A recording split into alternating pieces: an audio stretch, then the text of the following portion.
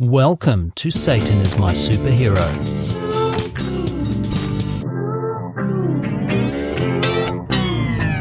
In this episode, we strap on the mutton chops like biker Jesus pumped full of amphetamines and look straight up to the heavens with the voice of a demon for a warts and all take on one of the most influential bands of the last 50 years.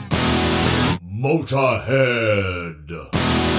If you're not familiar with Motörhead, how did you end up listening to this podcast? Ignore them. We're very glad to have you. Welcome to the show. Motörhead. are best known for the song Ace of Spades. I've described them in the past as what it would sound like if Chuck Berry was hit by an out-of-control freight train driven by drunken pirates. Get off the tracks, Berry! While there have been many members over the years and some were more important than others, there's only really one bloke who matters in the Motörhead story. Lemmy Kilmister. But me and Eddie was in the band off and on for like 40 years. No one cares, Phil. Lemmy wasn't a satanic metalhead, but he was certainly anti-religion, with songs like Don't Need Religion, Bad Religion, and God Was Never On Your Side. Lemmy himself once said, "For God and for the devil and for the church too." That's an awful lot of smoking. I hope he had his pills that day. Lemmy produced a lot of quotable quotes about religion over the years. Here's a couple of my favourites. Religion is stupid anyway. I mean, a virgin gets pregnant by a ghost. You would never get away with that in a divorce court, would you? Please explain to the court, why don't you feel obligated to pay child support, Mr. of Nazareth? The kid's not mine. Oh, really? Who's the father? Well, this is gonna sound stupid and made up. Lemmy also said, I dislike religion quite intensely, actually. It's been the cause of all the grief in the world ever since they discovered the first stone of worship. Welcome all worshippers of the round stone. I would say it's more of an oblate spheroid. Die, heretic! Burn the heretic! Burn the heretic! Burn the heretic! It's biography time! Born Ian Kilmister on Christmas Eve, 1945, he would go on to earn the nickname Lemmy due to his habit of borrowing money from friends. Lend me a fiver, would ya? Lemmy's Air Force chaplain dad quit the family when the little rock star was only 3 months old. He was already hitting me up for money from the crib. Lemmy's mum married a rugby player and they moved to Wales for a time. Lemmy said of this experience, Being the only English kid among 700 Welsh ones didn't make for the happiest time, but it was interesting from an anthropological point of view. I can't understand a word you're saying. Have you ever heard of vowels? in his early teens, he started bringing his mother's guitar to school because it attracted the girls. I like your guitar. It's me mum's. Wait, come back. It's me mum's. Stupid Lemmy, stupid Lemmy. At some point after that, he also learned to play it.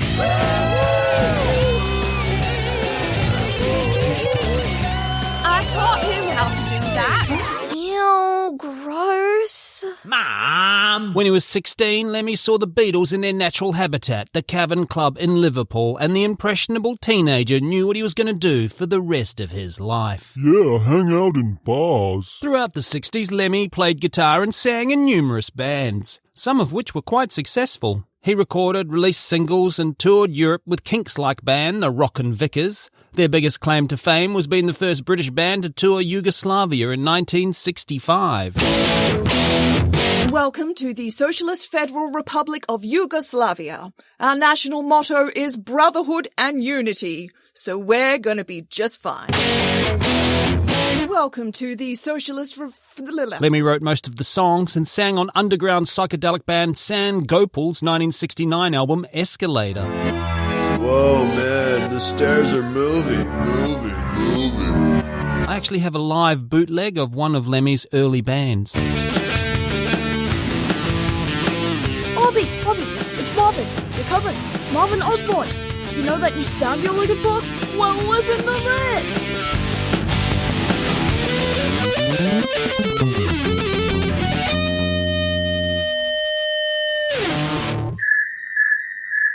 I guess you guys aren't ready for that yet, but your kids are gonna love it. Lemmy also roadied for the Jimi Hendrix Experience, Pink Floyd and The Byrds. We'll work for drugs. Then in 1971, he joined his biggest band so far, the psychedelic space rock group Hawkwind. We'll play for drugs. Lemmy had auditioned as a guitarist. That's great, but can you play it slower? No. Totally inappropriate guitar solo! Wow!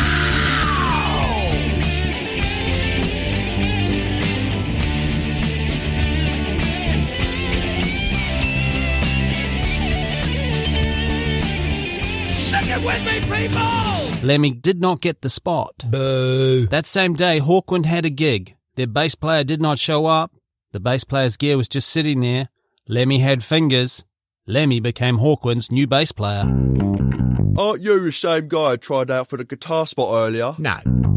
Lemmy did not care how everyone else played bass guitar. He was not interested in learning a new instrument. He simply played the bass like it was a rhythm guitar, and it was brilliant. That's great, but can you play it more like a traditional bass? No. Lemmy would be with the band throughout their most successful period and sang the lead vocals on their most successful single, Silver Machine. This song's great, Lemmy, but can we turn it into one of our signature 12-minute jam sessions? No, no, no, no, no, no, no, no, no, no, no, no, no, no, no, no, yeah, no, no, no, no, no, no, no, no, no, no, no, no, no, no. So, however, despite the success that Lemmy obviously brought the band, they sacked him in 1975 after he was arrested for drug possession on tour in Canada. We were looking about in your bag and found this, eh? Sorry, eh? Sorry, eh? Sorry. Seriously? You're gonna make fun of an accent? Okay, Kiwi boy. Lemmy immediately formed a new band and called it Bastard. Dude, they are never going to put you on top of the pops with that name. Lemmy immediately changed the name to Motörhead. At the time, Motörhead was slang for an individual whose intoxicant of choice were amphetamines. Lots of amphetamines. Motörhead? So you boys are really into cars? No. Drugs. Lemmy had written and recorded a song called Motörhead for Hawkwind. He re-recorded that song Motörhead for the Motörhead debut album 3 years later. The Hawkwind version features synthesizers and a violin. The Motörhead version does not. Lemmy has said of the song, I am the only person to fit the word parallelogram into a rock and roll number. I'm very proud of that. He has a point, a quadrilateral with two pairs of parallel sides kind of point. A quadrilateral. Lemmy, who had obviously brought so much success to Hawkwind, was able to get a recording contract through United Artists. The new band recorded an album which United Artists did not like and refused to release. Where are the violins, synthesizers, and 12-minute jam sessions? Years later, when Motörhead was having commercial success with a different record label, United Artists did finally release that first album called On Parole without the band's permission. We were wrong about the violin, synthesizers, and 12-minute jam sessions. During the recording process of On Parole, the original lineup were replaced by Phil Filthy Animal Taylor on drums and Fast Eddie Clarke on guitar. When I said earlier some of the band members were more important than others, these two are the more important ones I was talking about. Thank you. These two would be with Lemmy for the next 5 and most important albums in the band's career. See, we did matter. We still don't care, Phil. You should be nicer. We're dead, you know. But back in 1976, Motörhead was stuck in a contract with United Artists and unable to release anything. You You shall not pass. To add insult to injury, a readers' poll in the influential music magazine NME voted Motörhead the best worst band in the world. Years later, when asked about this, Lemmy replied, At least they admitted we were the best at something. At a low point with no hope of releasing any material, Motörhead decided to call it quits and organised a farewell concert. Lemmy asked a friend, Ted Carroll, who owned Chiswick Records, to come and record the show for posterity. Who the fuck's posterity? Carroll failed to get this done, and to make up for it, he gave Motörhead 2 free days in his studio. They went in with the understanding they would be recording the song Motörhead. But all hyped up on chemicals, the boys did not sleep the whole time and recorded an entire album. Can anyone remember what we did last night? I think we recorded an entire album. Hey guys, why is Mike Tyson's tiger in the bathroom? Nice kitty. Nice kitty. Just when it looked like it was all over, the band were able to score a support slot touring with Hawkwind. Sorry we kicked you out of the band. We haven't had a hit since you left. Any chance you might come on tour with us? Yes. We haven't had a... By August 1977, the United Artists contract had run its course, and Chiswick Records were in a position to release Motörhead by Motörhead, featuring the single Motörhead. We've seen this so much, I'm going to give it a sting. Debut album syndrome. This album cover was the first time the now very famous Motörhead mascot, Snaggletooth, the War Pig, was unveiled to the world. Lemmy said of this creation, The artist, Joe Patagno, asked me what I wanted. I said, something between Rusty Rotten Falling Apart Robot and A Knight of the Realm. They made T-shirts that everybody liked. Even if they'd never heard of the band, they'd wear a T-shirt. I see you're wearing a Motörhead t-shirt. Can you name 3 of those songs? Can you name 3 people who don't think you're a complete and utter dickwad?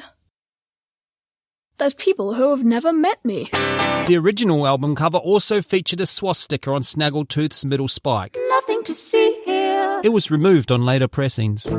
Come on. What's the big deal about one tiny little swastika? It's not like Europe's ever going to face a threat from far-right extremists again. Foreshadowing. Lemmy famously had a large collection of Nazi memorabilia and defended his collection, saying, Oh, this will be good.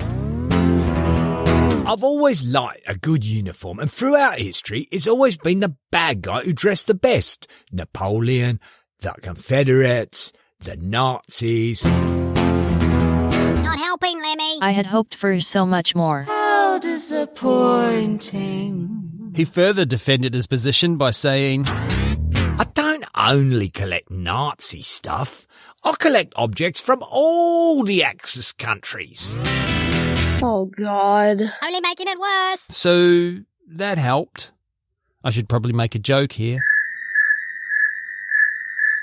Anyway, back to the music. Let's stick with the music. Motörhead's debut album was not particularly well received, but it did generate enough interest from Bronze Records, who would go on to release the band's next 5 albums.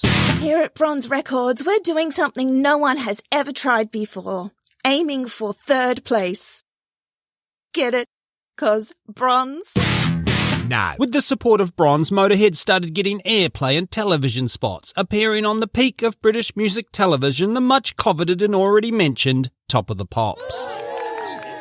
If you enjoy getting on the motorway and really opening up your Austin Healey and seeing what she can do on the weekend, you're going to love this next group. Please welcome to the stage, Motörhead. We're not into cars.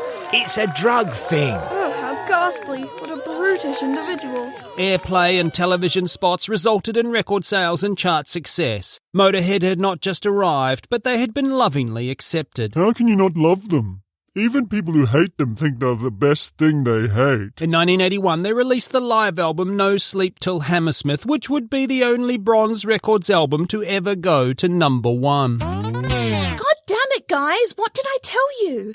We aim for number 3. It's our point of difference. 1982's Iron Fist was the final album with Bronze Records and the last to feature the classic Kilmister, Taylor, Clark lineup. Lemmy wanted to record a cover of Stand By Your Man with plasmatic singer Wendy O. Williams, and Clark decided he was done.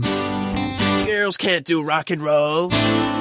Taylor played on one more album and then quit the band immediately after they appeared on the cult classic British sitcom The Young Ones. Rah, rah, rah, we're going to smash the oiks. Motörhead were then unable to release any music for 2 years while they found themselves in court with Bronze Records. I swear, Your Honour, she told me she was 21. No, Lemmy, we're not here for that. Sorry, force habit.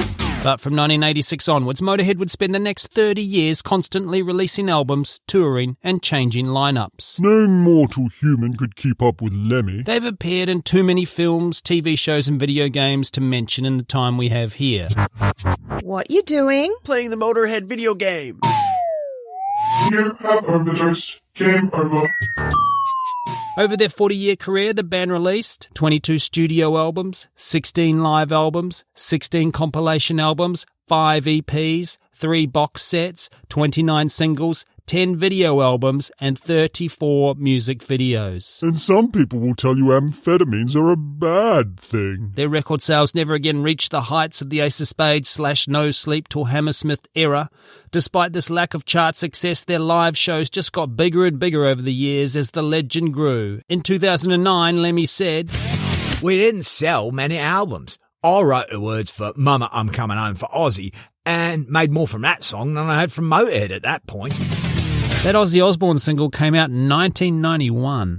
Hey Lemmy, it's Ozzy. I need to write a beautiful love song for Sharon. And you call me?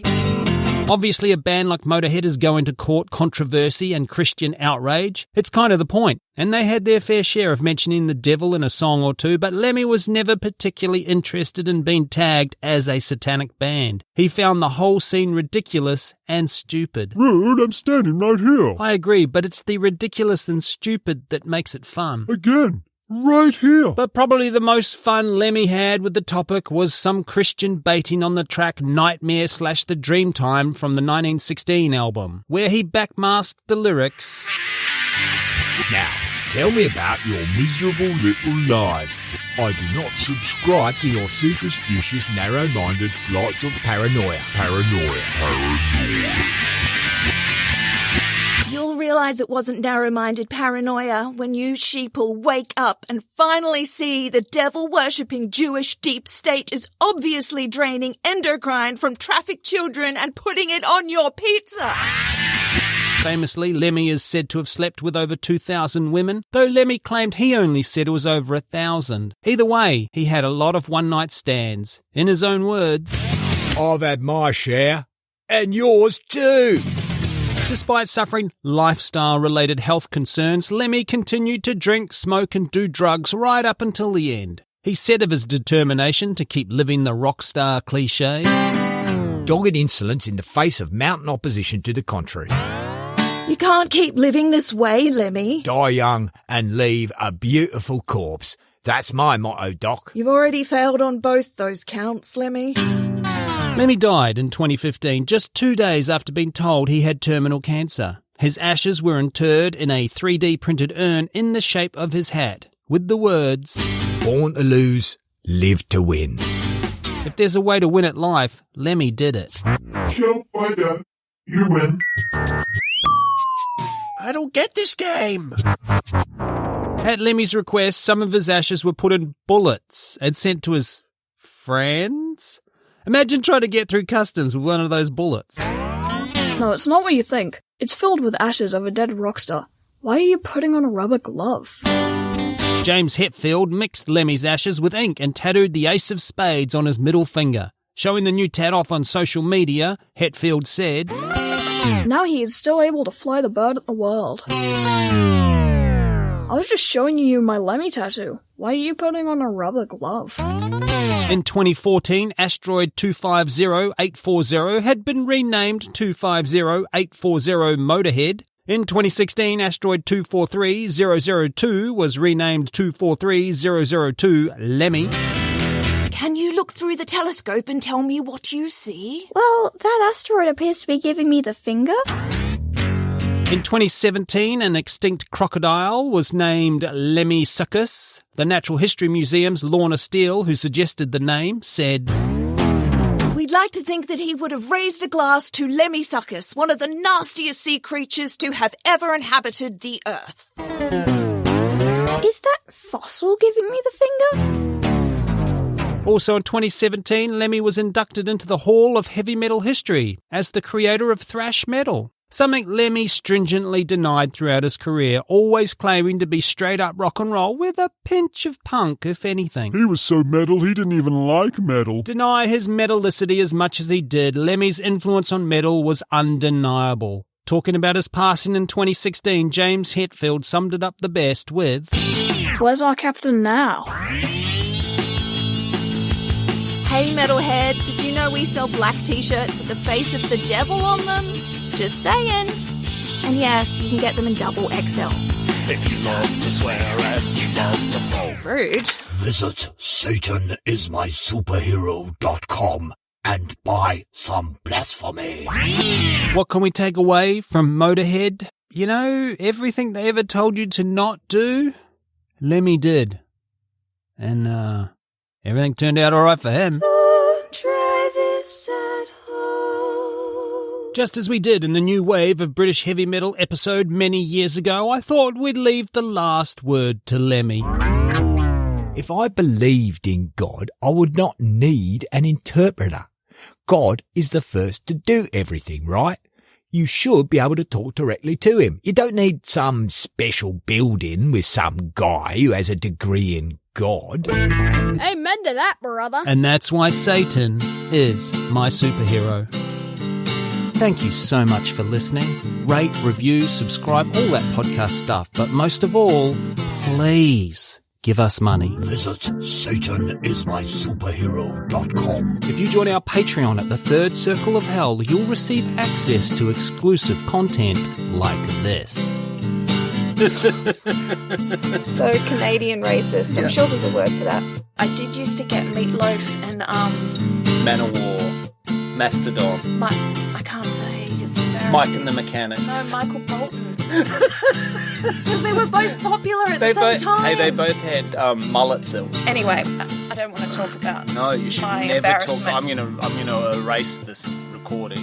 In 1976, they were voted the worst band in the world. Oh.